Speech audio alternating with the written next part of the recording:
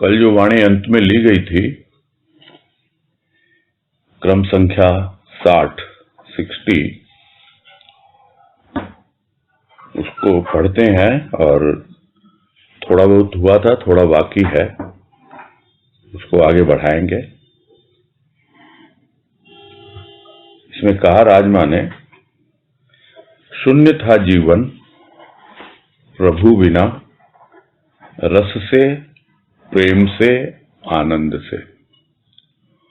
शून्य था मस्तिष्क सद्विचारों से, शून्य था मन मंदिर भक्तों के प्यारे से। है, आज भी शून्य है निरर्थक विचारों से, व्यर्थ संबंधों से, दुख से, दैन्य से, अभाव से, जन्म जन्म के दारिद्र्य से। पूर्ण आह्लाद, पूर्ण आनंद से संपन्न, कृपा तुम्हारी अहेतुकी प्राप्त कर।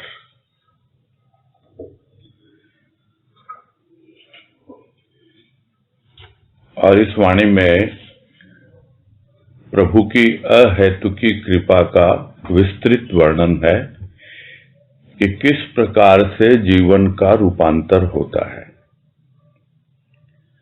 प्रभु के रस के बिना, प्रेम का रस, भाव का रस, उस रस के बिना जीवन बिल्कुल रूखा सूखा था। और वो रूखा सूखा जीवन कुछ इस प्रकार व्यतीत हो रहा था कि न तो अच्छे अच्छे विचार आते थे मन में, न अपने मन मंदिर में प्रभु की मूर्ति बसी थी।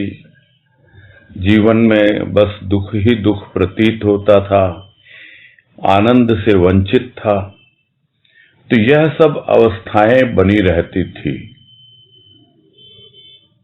कि मस्तिष्क शून्य था सद्विचारों से और मन मंदिर शून्य था प्रभु के प्यारे से, भक्त के प्यारे से।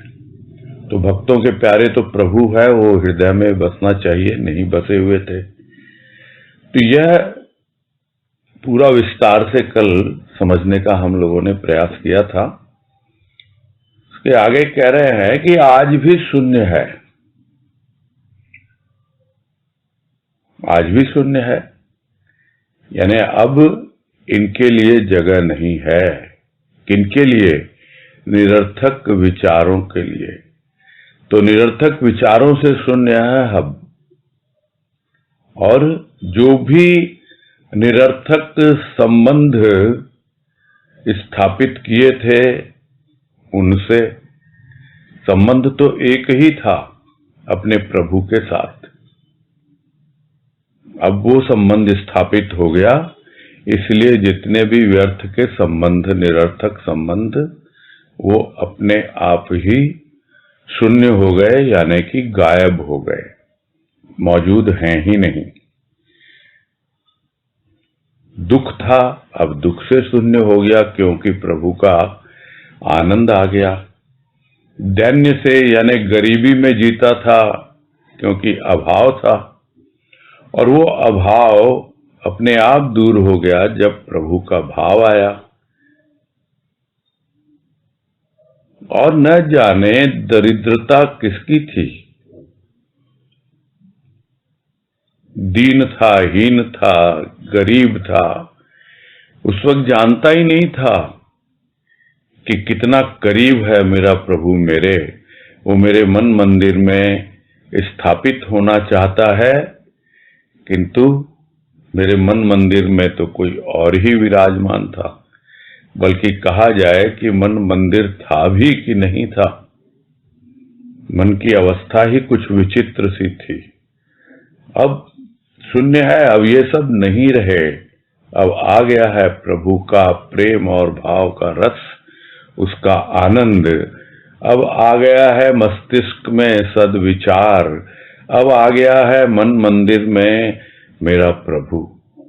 तो स्वाभाविक है कि जितने भी निरर्थक विचार, जितने भी निरर्थक संबंध स्थापित किए हुए थे और जो दिन रात दुख, दरिद्रता और अपने आप को दीनहीन, अभाव ग्रसित अनुभव करता था और जन्म जन्मांतर से यही जीवन जिए जा रहा था, अब वो सब अपने आप ही दूर हो गए। अब जीवन की क्या अवस्था है? जीवन है पूर्ण आह्लाद और पूर्ण आनंद से संपन्न। अब संपन्नता अलग है। पहले दरिद्रता थी और अब संपन्नता है। संपन्न व्यक्ति वही कहलाता है जिसके पास बहुत धन धान्य हो, यानी धन भी हो और धान्य भी हो, यानी रुपया पैसा ही नहीं, खाने को भी रहने को भी सब कुछ हो। किंतु अब संपन्न कैसे है? आनंद से संपन्न है, आह्लाद से, खुशी से, प्रसन्नता से। यह जीवन का परिवर्तन हो जाता है। कैसे हो जाता है? तुम्हारी अहेतु की कृपा प्राप्त कर। तुम्हारी जो कृपा है वो अहेतुक है, किंतु जब तक हम उसको हेतु में बांध के रखते हैं या बांधते रहते हैं, हेतु यानी कारण, अहेतु यानी अकारण। कोई कारण नहीं है, वो कारण नहीं ढूंढता कृपा करने के लिए, वो तो अपने आप कृपा करता ही है। किंतु हम कारण ढूंढते हैं, क्यों कृपा हुई, कैसे हुई। किंतु जिस दिन समझ में आ गया कि तुम्हारी कृपा तो हर समय रहती है, बिना कारण अपने आप ही जीवन में बरसती रहती है, उसकी कृपा की किरणें, क्या क्या परिवर्तन हुआ उस कृपा को अनुभव करके। अन्यथा जीवन तो बीतता जा ही रहा था। तो देखा हमने, और भी समस्त वाणियों में, ज्यादातर में एक तुलनात्मक अध्ययन है, एक कंपैरेटिव स्टडी है कि पहले क्या जीवन था और अब क्या जीवन है, और इसमें भी यही है बातें। आज है वाणी क्रमांक 61। इसमें कह रहे हैं, हरी पत्ती का जीवन ही धन्य, अल्पकाल के लिए ही सही, हरी तो हुई, हरि की तो हुई। हर स्वरूप प्राणी हरि विमुख हो, हरियाली से दूर हो। हरि अर्थात बंदर के सदृश करता नृत्य, संसार के समक्ष, प्रकृति के समक्ष।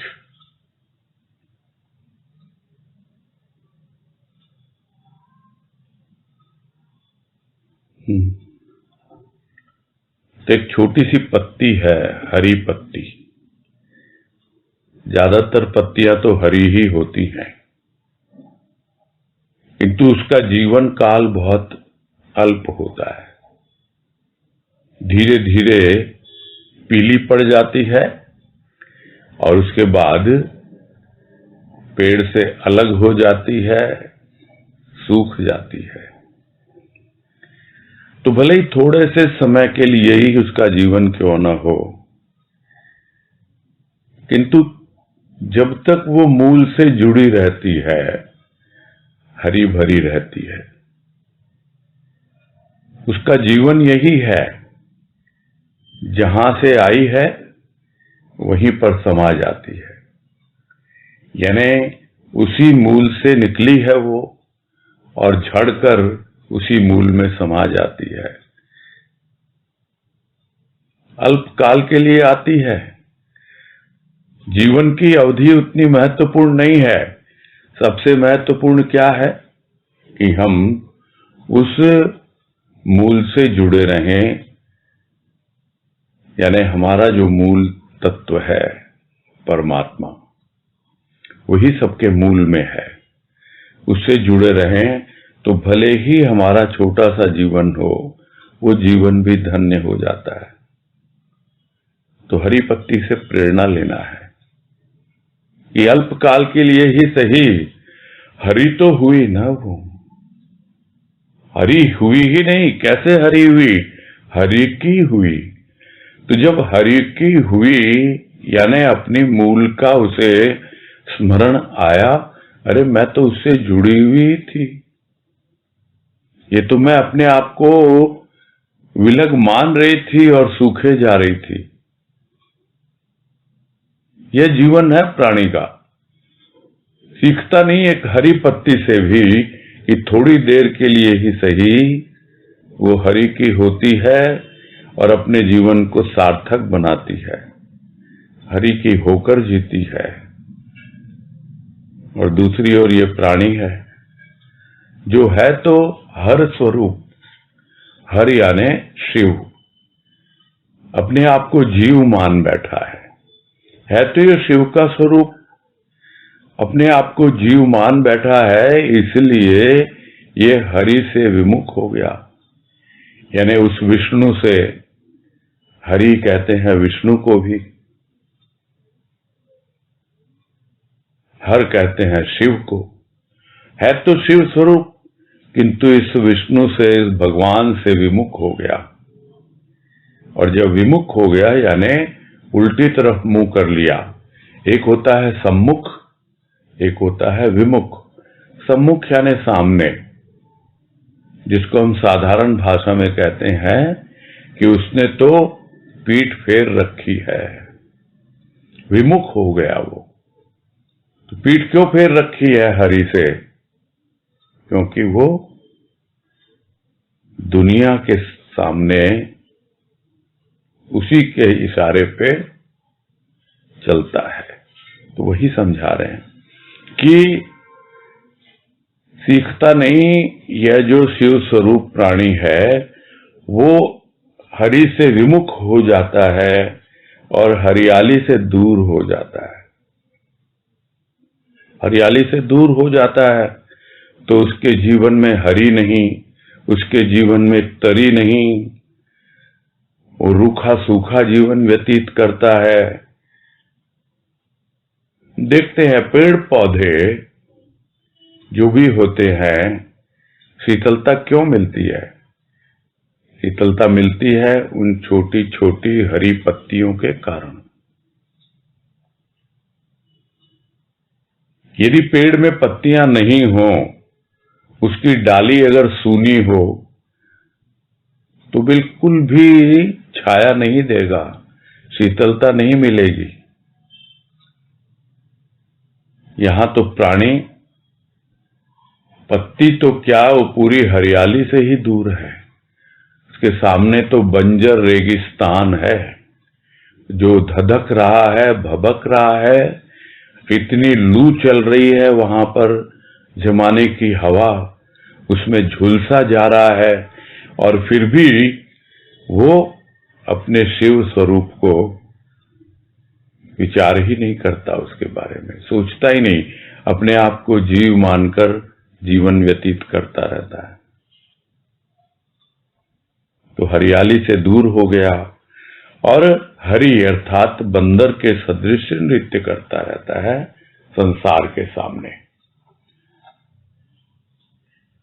जिस तरह मदारी बंदर को नचाता है और वो नाचता है, वैसे ही संसार इस जीव को नचाता है, इस प्राणी को, और वो नाचता है उस बंदर की तरह। और प्रकृति के समक्ष, सिर्फ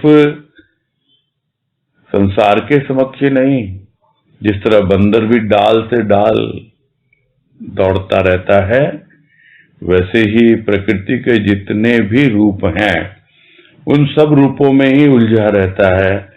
तो यह अवस्था प्राणी की है और बड़ी सोचनीय अवस्था है, क्योंकि अगर वो थोड़ा बहुत भी सोचे, विचार करे और एक हरी पत्ती को भी देखे तो उसके जीवन से भी बहुत कुछ सीख सकता है। यानी छोटी छोटी पत्तियों से भी हम भाव ग्रहण कर सकते हैं। और यही इस वाणी में व्यक्त किया है राजमा ने कि भाई तुम उससे भी सीखो कुछ तो, थोड़ी देर के लिए सही वो हरी हुई, क्यों भी, क्योंकि हरि की हुई। और यह प्राणी, तू जो प्राणी है वो तो बिल्कुल शिव स्वरूप है, अपने को जीव मान बैठा है और फिर हरि से विमुख हो गया, उस भगवान से, इसलिए हरियाली से भी दूर हो गया, रूखा सूखा जीवन व्यतीत कर रहा है और बंदर की तरह तुझे संसार नचा रहा है। और या कभी तू अपने नाच के द्वारा संसार वालों को खुश करने का प्रयास करता है। तो यही तो है तेरा जीवन। सीखो, छोटी छोटी बातों से भी भाव ग्रहण करना सीखो। यही समझा रहे हैं इस वाणी में।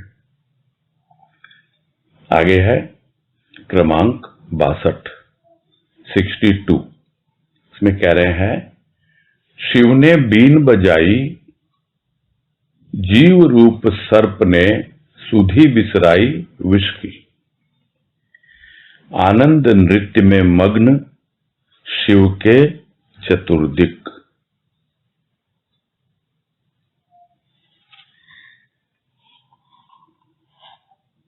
तो शिव है, हमारे भीतर ही है वो शिव स्वरूप परमात्मा, शिव स्वरूप सद्गुरु, वो हमारे भीतर ही विद्यमान है। वही हमारा आत्मदेव है, वही गुरुदेव बलदेव, कुछ भी नाम दें उसको हम, वो शिव स्वरूप है। वो जब भीतर बैठकर अपनी वाणी की बीन बजाता है, यानी कुछ ऐसा भीतर से राग छेड़ता है, और उस राग को सुन करके जो हमारा जीव रूपी सर्प है यानी सांप है, वो बिल्कुल अपनी सुध-बुध भूल बैठता है, कुछ भी उसको होश नहीं रहता, भूल जाता कि वो विषधर है। उसी तरह जीव भी भूल जाता है कि वो विषयों के विष में अभी पूरी तरह लिप्त है, विषयों के विष से भरा हुआ है। उसको भूलकर जब शिव की बीन उसे सुनाई पड़ती है तो उसके चारों ओर आनंद में मग्न होकर नृत्य करने लगता है। तो ये जीव की जो वृत्तियां हैं उनकी अवस्था बनती है।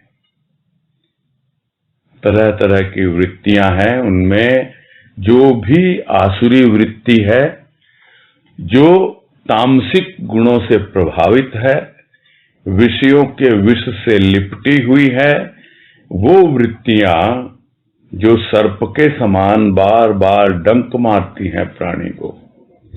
और जब भीतर बैठा हुआ सद्गुरु अपनी वाणी की बीन बजाता है और उसका जो प्रेम और भाव का रस थोड़ा सा भी अनुभव में आता है, तो जितना विषयों का विष है वो भूल जाता है प्राणी, और उसी के चारों ओर इर्द गिर्द नृत्य करने में मगन हो जाता है।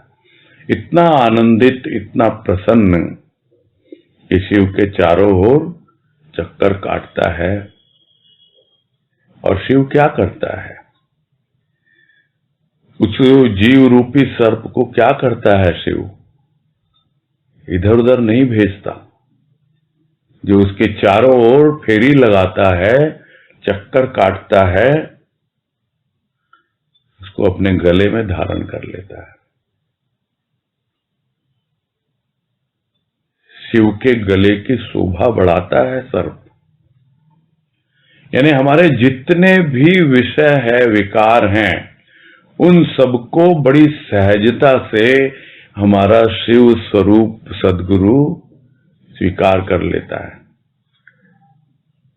नीलकंठ कैसे हुआ? एक तो हुआ कि जो मंथन हुआ था, समुद्र मंथन, उससे जो विष निकला था वो ग्रहण किया, नीलकंठ बन गया। और उसके कंठ पे हमेशा सर्प शोभा बढ़ाते हैं उसकी, इसलिए भी वो कंठ नीला ही बना रहता है। तो यह तो उसका एक बाहरी रूप है। उसका सूक्ष्म रूप यही है कि हमारे जितने भी विषय विकार हैं उन सबको सहर्ष रूप से स्वीकार करता है हमारा शिव स्वरूप सद्गुरु, और हम आनंद मग्न होकर उस जीव भाव को भूलकर शिव भाव की ओर आगे बढ़ते हैं और अनुभव करते हैं। अनुभव किया है भक्तों ने कि जीव और शिव में कोई भेद नहीं रह जाता, फिर भक्त और भगवान में कोई भेद नहीं रह जाता, सारे भेद खुल जाते हैं, कोई भी दोनों में अंतर रह ही नहीं जाता। क्यों? क्योंकि दोनों का अंतर यानी अंतःकरण एकाकार हो जाता है।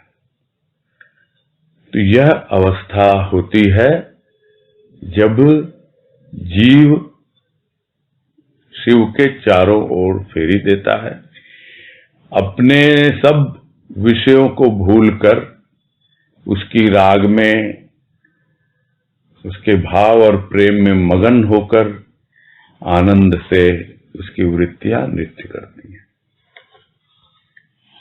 आगे है क्रमांक 63। इसमें कह रहे हैं 100 सुर संसार के राग एक, बिना अनुराग के। एक स्वर इकरार का, प्रिय से असंख्य राग प्रभु प्यार के, अद्भुत गूंज अनुराग की।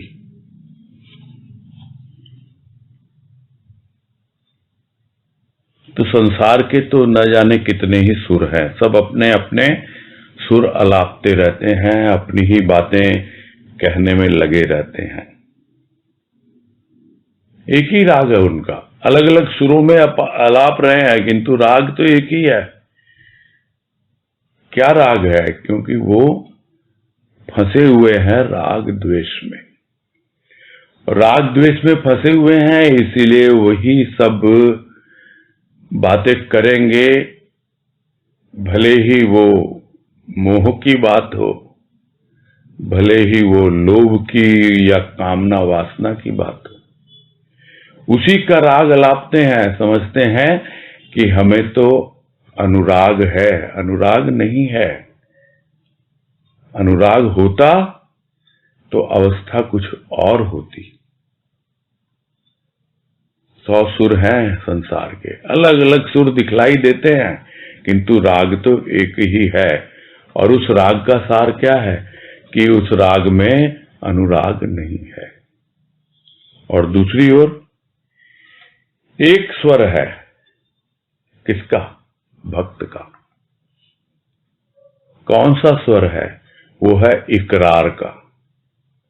इकरार किया है यानी पूरी तरह स्वीकार किया है, एक दूसरे को अपनाया है। उस अनुराग के द्वारा अपने प्रिय से इकरार किया है, उससे वादा किया है कि मैं तुम्हारा जन्म जन्मांतर के लिए हो गया। बस एक ही स्वर है, वो इकरार का स्वर है अपने प्रिय प्रभु से। और फिर उसका क्या रूप बनता है? उसका रूप बनता है 100 स्वर ही नहीं, असंख्य असंख्य राग बनकर आगे प्रकट होता है। राग रागिनी प्रभु के प्यार के रूप में अभिव्यक्ति होती है उसकी। और जो अनुराग की अनुभूति, उस प्रभु के प्रेम की अनुभूति उसे होती है, उसकी गूंज ही अद्भुत होती है। उसका रोम रोम अपने आप झंकृत हो उठता है और हर एक स्वर में इकरार है।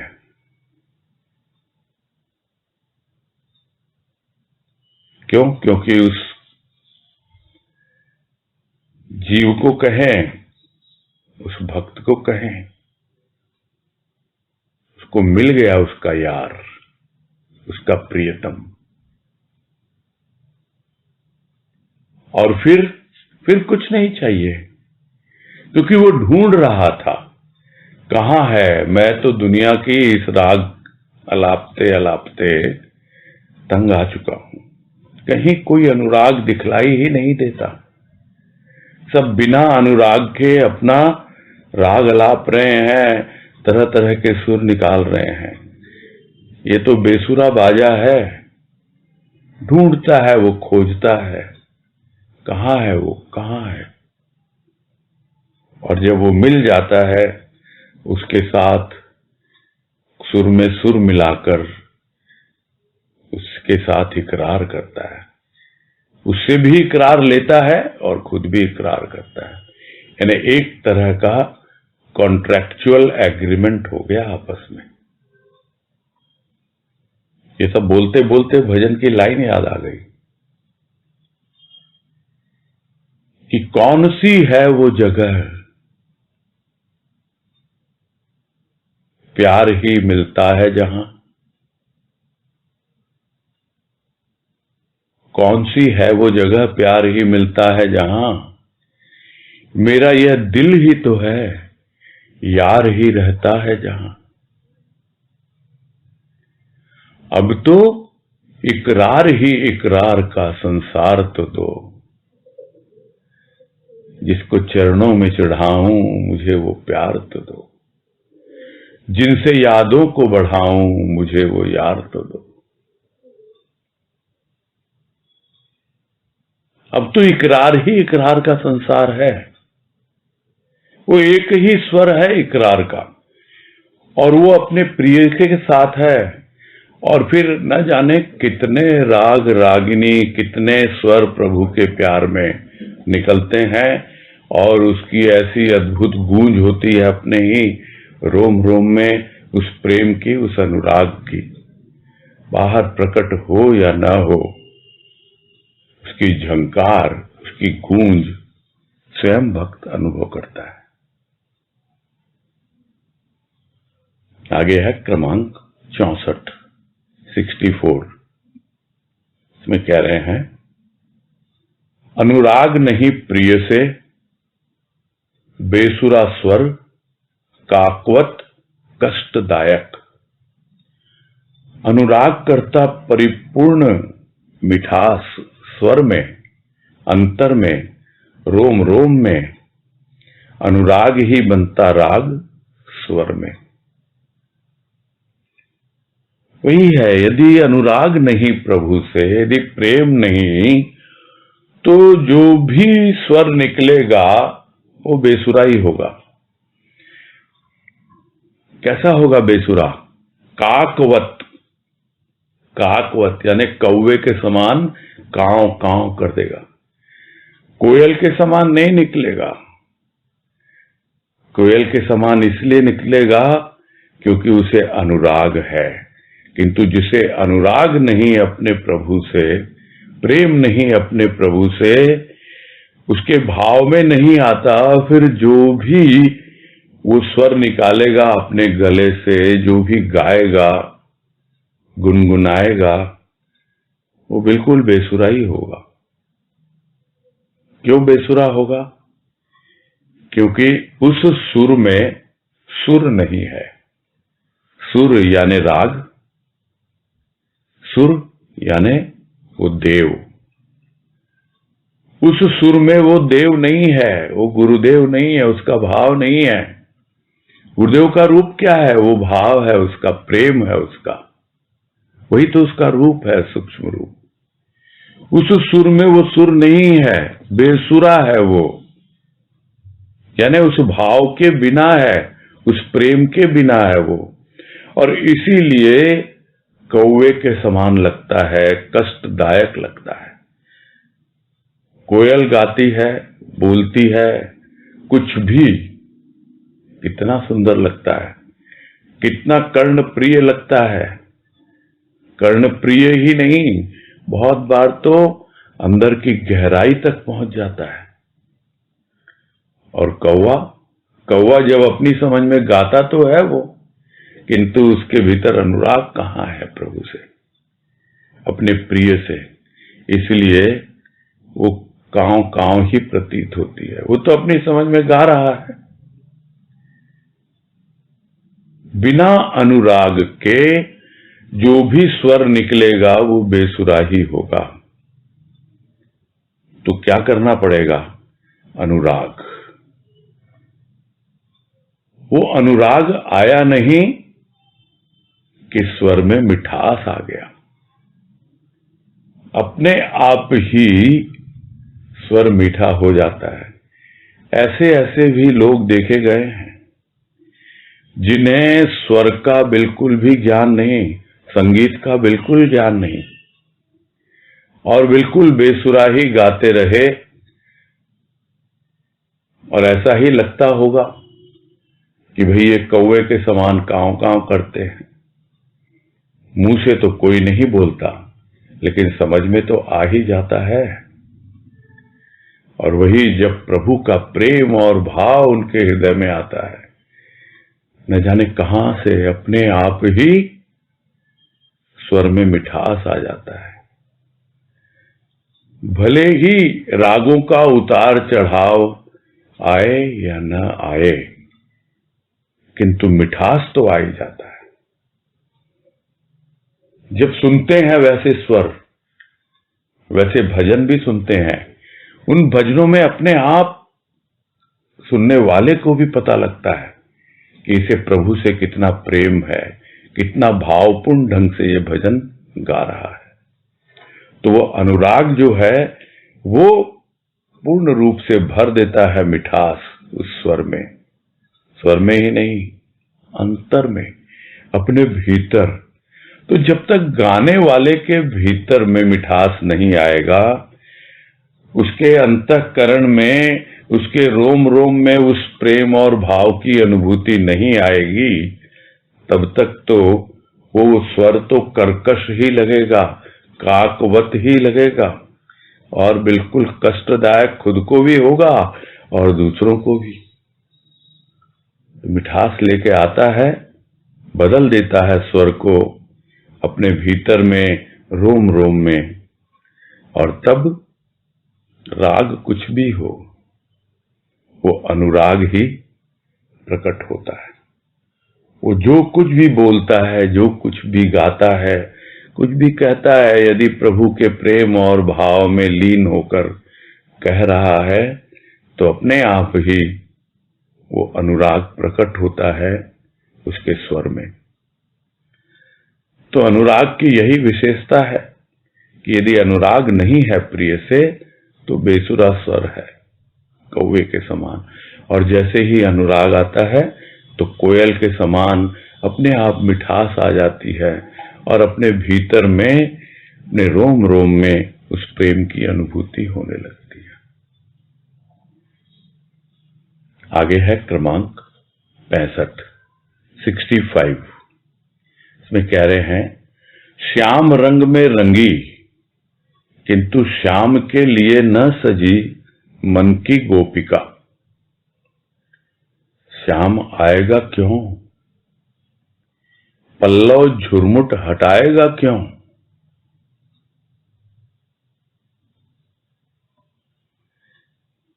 भाई ठीक है, श्याम के रंग में रंग गई,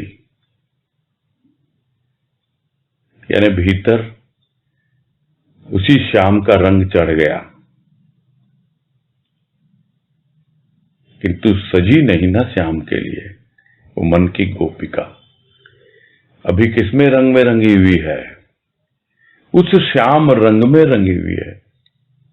श्याम रंग में रंगी, यानी उसका रंग कैसा है? श्याम रंग यानी काला। भले ही काला हो, भले ही गोरा हो, ऊपर का रंग है वो।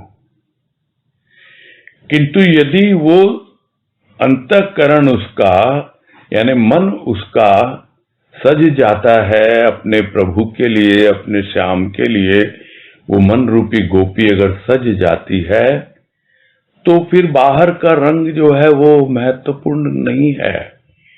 ऊपर से काला हो सकता है, श्याम रंग में रंगी हुई हो सकती है गोपिका, बाहर से काली, किंतु जब वो श्याम के लिए सजती है तभी महत्वपूर्ण है। और यदि श्याम के लिए नहीं सजी वो मन की गोपिका उसकी, तो फिर श्याम कैसे आएगा? बोलते तो रहते हैं, कितना बुलाते हैं उसको, कितना पुकारते हैं, वो आता ही नहीं है। अरे पहले अपने अंतःकरण को सजाएं, उसी के द्वारा प्रदत्त प्रेम और भाव से अपने अंतःकरण का श्रृंगार करें और फिर उस श्याम का आह्वान करें कि देखो मैं कब से सज धज के बैठी हूं, पुकार रही हूं तुमको, आओ श्याम आओ, मेरा घूंघट हटाओ, मैं तुम्हारी गोपी हूं। तो श्याम आएगा क्यों भाई, अगर तुमने श्याम के लिए ही श्रृंगार नहीं किया, कुछ किया ही नहीं, बस बाहर का रंग देख करके सोचे नहीं मैं तो श्याम के योग्य हूं ही नहीं, उस प्रभु के योग्य हूं ही नहीं। यहां तो देखो कितने सब सुंदर सुंदर बाहर से दिखने में लोग आते हैं, मेरा रंग तो काला कलूटा है। तो श्याम आएगा क्यों? नहीं आएगा। और पल्लव झुरमुट हटाएगा क्यों? ये तो जो तुमने अपने आप को ढक रखा है पल्लू से, झुरमुट में, यानी अपने आप को ढका हुआ है, तो वो अंतःकरण का आवरण कैसे हटाएगा वो? तो पहले उसी से लेना है उसका प्रेम और भाव, भले ही बाहर का रूप कुछ भी हो, फिर अपने अंतर को सजाना है और फिर उसका आह्वान करना है। वो अपने आप आएगा आएगा और हमारा घूंघट हटाएगा, उस घूंघट को हटाकर बतला देगा कि देख मैं आ गया और मैं कहीं और से नहीं आया, तेरे भीतर से ही प्रकट हुआ।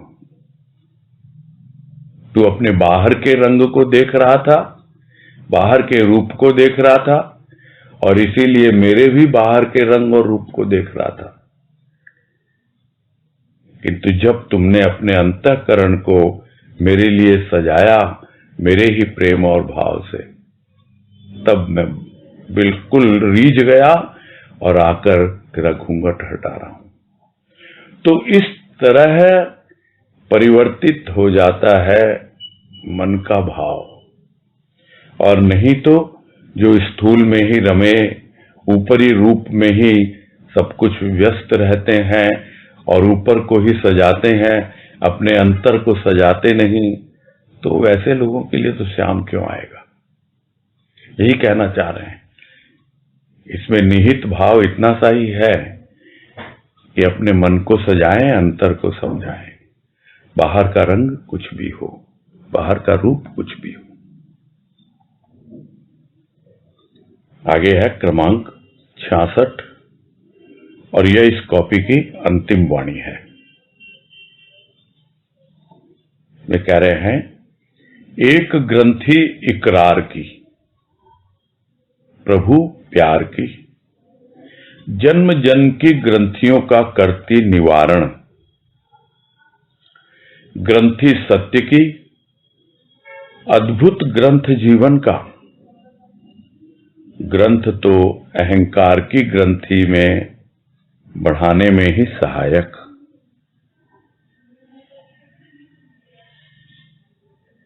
तो एक ग्रंथि इकरार की, प्रभु से प्रेम किया, इकरार हुआ। कहो या न कहो, वो सब जानता है, सब समझता है।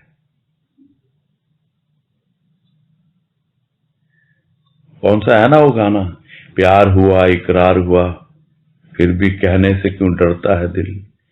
कोई डरने की जरूरत नहीं है, वो सब जानता है।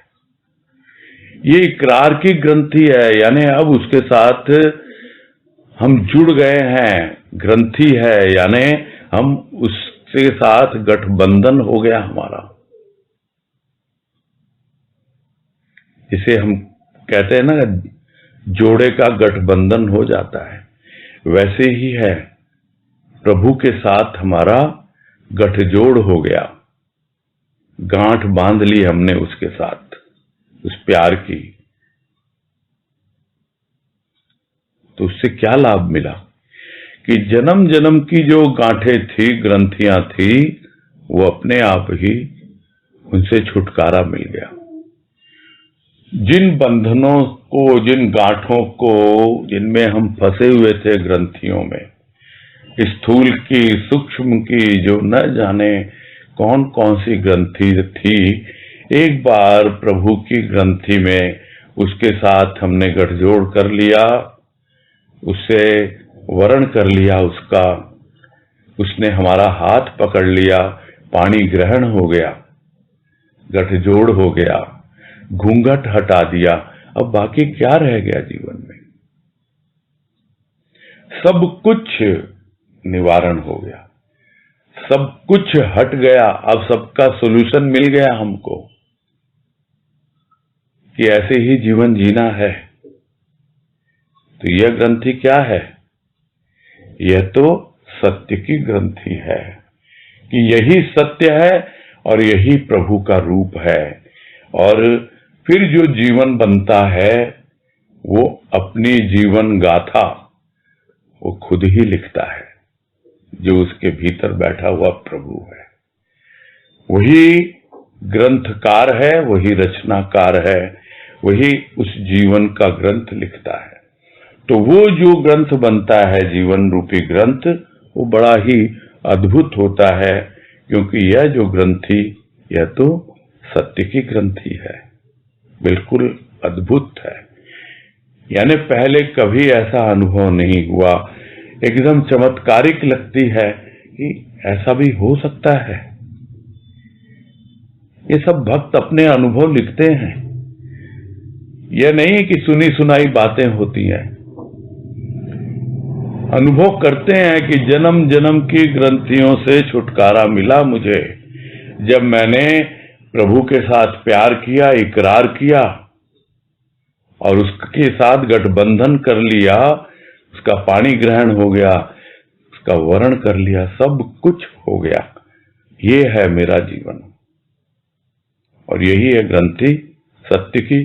फिर जो जीवन बनता है, व्यक्त होता है, वो एक ग्रंथ बन जाता है, सत्य का ही, सत्य ही अभिव्यक्त होता है उसमें।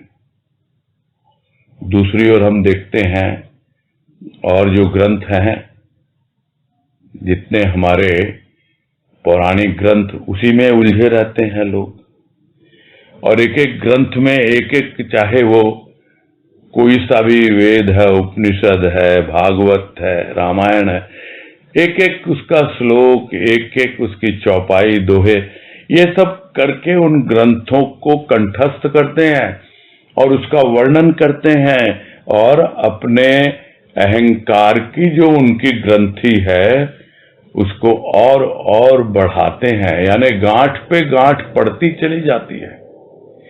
कहां तो गांठें खुलनी चाहिए, ग्रंथि का निवारण होना चाहिए, और यहां तो ग्रंथि का निवारण तो दूर, और गांठ। मैं इतना जानता हूं, मैंने इतने शास्त्रों का अध्ययन किया है, फला सर्ग के फला श्लोक में ये लिखा हुआ है, इतना सब कंठस्थ रखते हैं। और कंठस्थ ये भी रखते हैं कि उसका बिल्कुल एकदम वैसे का वैसा भावार्थ भी बता देते हैं। और एक गांठ बांध लिया अपने अहंकार की और अपने अहंकार को बढ़ा लिया, तो पहले से ही अहंकार की ग्रंथि है और बहुत बड़ी ग्रंथि है वो गांठ आसानी से खुलती नहीं है। और जब ग्रंथों का अध्ययन करते हैं, ग्रंथों को ही सब कुछ मानते हैं, शास्त्रों में ही उलझे रहते हैं, तो कहां तो तुम्हें प्रभु के प्रेम का एक शस्त्र मिला था, जिसके द्वारा उन गांठों को काट देते, उन शास्त्रों की जो ग्रंथि है उनको निकाल देते, बाहर होते उससे। यहां तो और उलझ गए।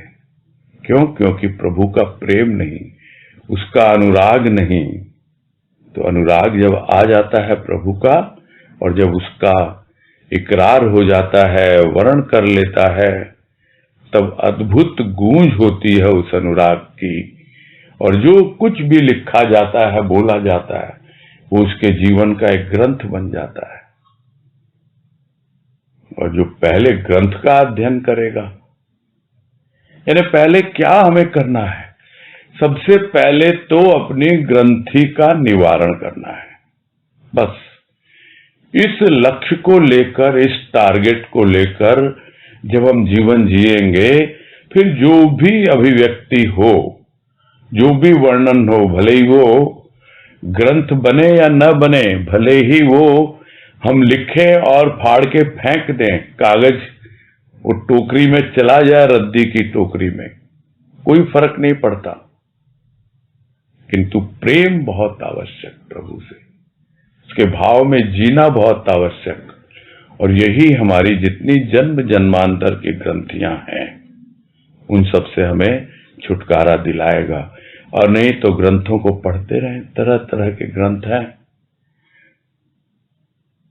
समझेंगे लोग कि अरे ये नहीं, हम तो वेद, उपनिषद, भागवत, रामायण कुछ नहीं पढ़ते, हम तो भाव निर्झरणी पढ़ते हैं। और उसको भी ग्रंथी मान बैठे हैं लोग। वो भी अपनी ग्रंथियां बढ़ाने में लगे हुए हैं।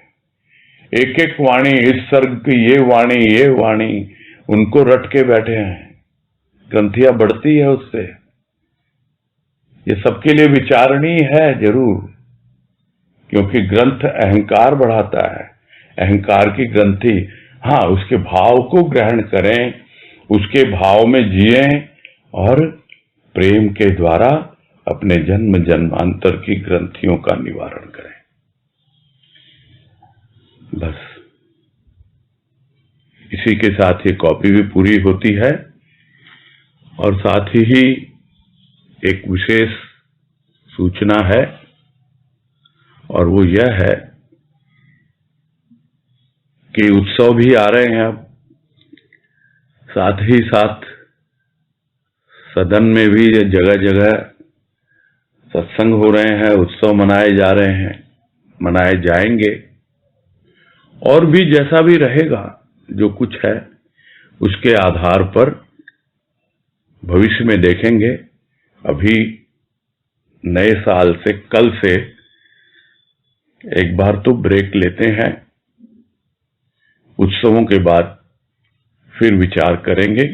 और जैसी आप लोगों की राय होगी, जैसी हम लोगों की राय होगी, मिलजुल के एक निर्णय लेंगे कि आगे क्या करना है, कैसे करना है। अभी फिलहाल तो आप सबको नव वर्ष की शुभकामना देते हुए अभी ब्रेक लेते हैं, और जैसी भी कृपा होगी गुरुदेव की, उसी के अनुसार आगे बढ़ेंगे। सबको सूचित कर दिया जाएगा। आप लोगों के जो भी ग्रुप्स हैं, जिस रूप में भी अभी कांटेक्ट में रहते हैं, पता लग जाएगा आप लोगों को। ठीक है फिर। किसी को कोई प्रश्न, किसी को कोई, अभी थोड़ा समय है, कोई जनरल क्वेश्चन भी कर सकते हैं। अभी है, अभी 10 मिनट करीब है।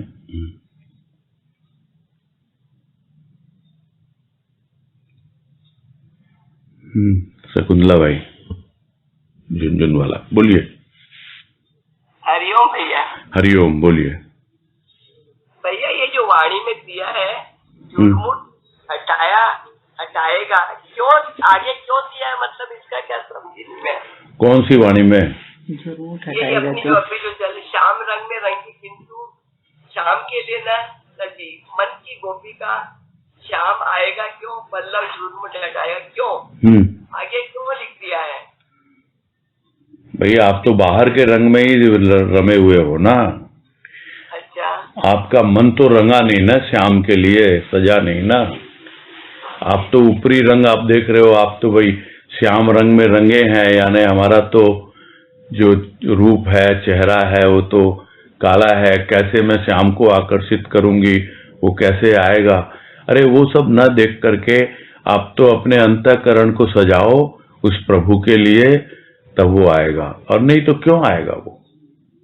आप तो बस ऊपरी खेल में लगे हुए हो, ऊपर से ही समझ रहे हो कि हाँ भाई हम तो भाई ऐसे हैं, हम तो वैसे हैं, हम तो बहुत बदसूरत हैं, हम कैसे आकर्षित करेंगे उस प्रभु को। ये है इसमें भाव। इसीलिए एंड में दे दिया, क्यों मतलब क्यों भाई, झूठ मूठ क्यों हटाएगा वो, हमें बाहर के रंग में वो क्यों करेगा भाई। हाँ, आप खुद ही तैयार नहीं हो उसके लिए। हम तैयार नहीं तो वो क्यों, हाँ क्यों हटाए, वो क्यों हटाएगा। अब समझ गया। हरिओम भैया। हाँ हरिओम हरिओम। हाँ अजय बंसल बोलिए।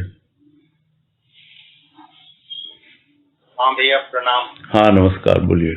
एक तो मैंने मतलब भाभी से भी कहा था कि ये जो अपना सत्संग है, मतलब मुझे खासकर बहुत ही मतलब मैं उतना उतार नहीं पा रहा हूँ, बट एक चेंज आया है, एक इंटरेस्ट बढ़ा है और एक कॉन्फिडेंस आया है। तो मेरी तो सिंसियर रिक्वेस्ट है कि भले थोड़े समय के लिए बंद हो, लेकिन इसको आप हमारे लिए चालू रखिए। मतलब जो आए वो ठीक है, नहीं आए तो ठीक है, क्योंकि क्या होता है, एक होता है कोई व्यक्ति अपने अनुभव से बात करता है, उसका असर एकदम अलग होता है, जैसे कि मुझे यहाँ पर हो रहा है, और बाकी जगह मतलब जाते हैं वहाँ पे ठीक है, बट जो इफेक्ट ये सत्संग से मुझे हुआ है वो तो नहीं हुआ है। तो एक रिक्वेस्ट है आपसे कि इसको आप चालू रखिएगा। देखते हैं अब आगे क्या होता है। अभी तो हाँ, एक बार तो अभी ब्रेक ले रहे हैं, भविष्य का तो मालूम नहीं किसी को, है ना। हाँ जी।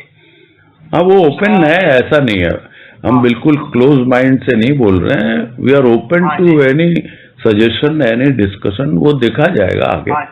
हाँ अभी फिलहाल तो ले रहे हैं ब्रेक, है ना। दूसरा भैया, आप जो बोलते हो कि थोड़ा अपने आप को समेटे और समेटने की कोशिश है, तो उसमें कई बार घर वाले भी, बाहर वाले भी नाराज होते हैं कि ये क्या है, तुमको कुछ दुनियादारी भी थोड़ी होनी चाहिए। तो उस समय कैसे उस चीज को टैकल करें, कैसे उस चीज को फेस करें, क्या करें मतलब। नहीं ठीक है, जितना आवश्यक है उतना तो करना ही पड़ता है। संसार से व्यवहार जो आपको परिवार का जो भी है, वो तो जो जिम्मेदारियां वो तो निभानी होती है।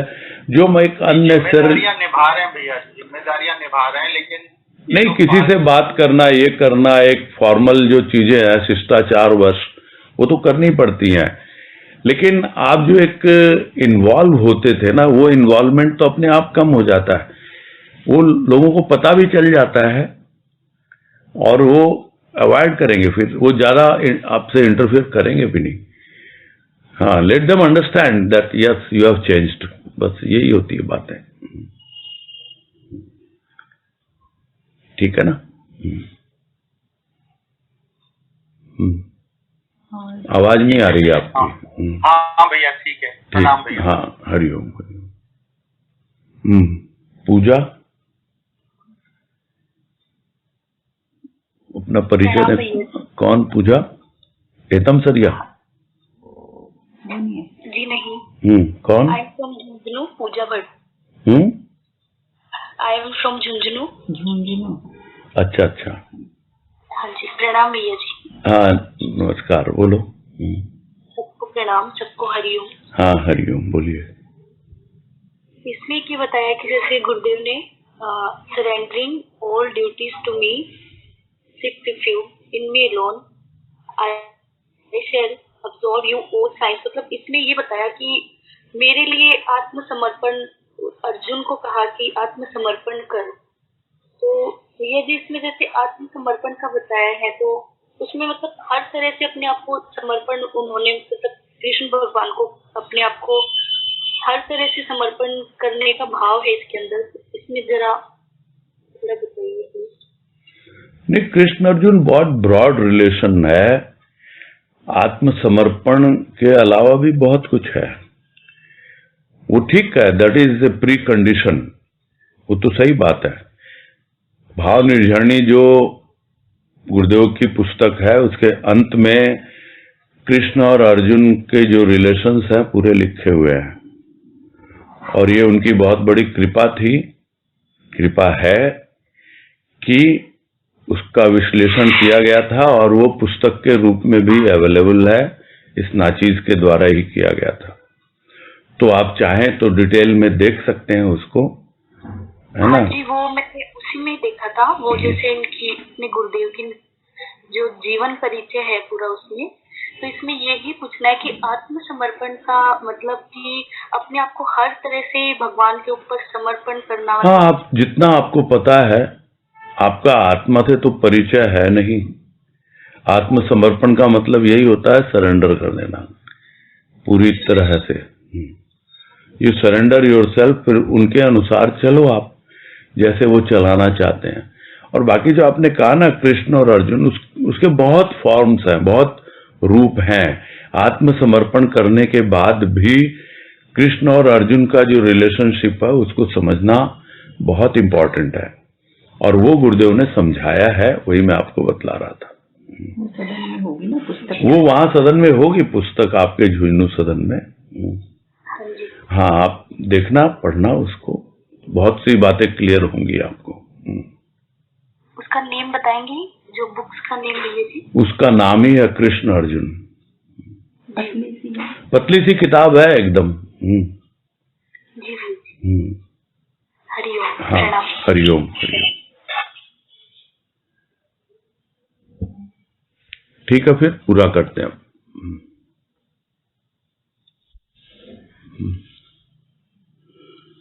हरिओम भैया। हाँ, हरिओम हरिओम हरिओम सभी को सबको हरिओम। प्रणाम भैया। हरिओम हरिओम हरिओम हरिओम हरिओम हरिओम सबको हरिओम।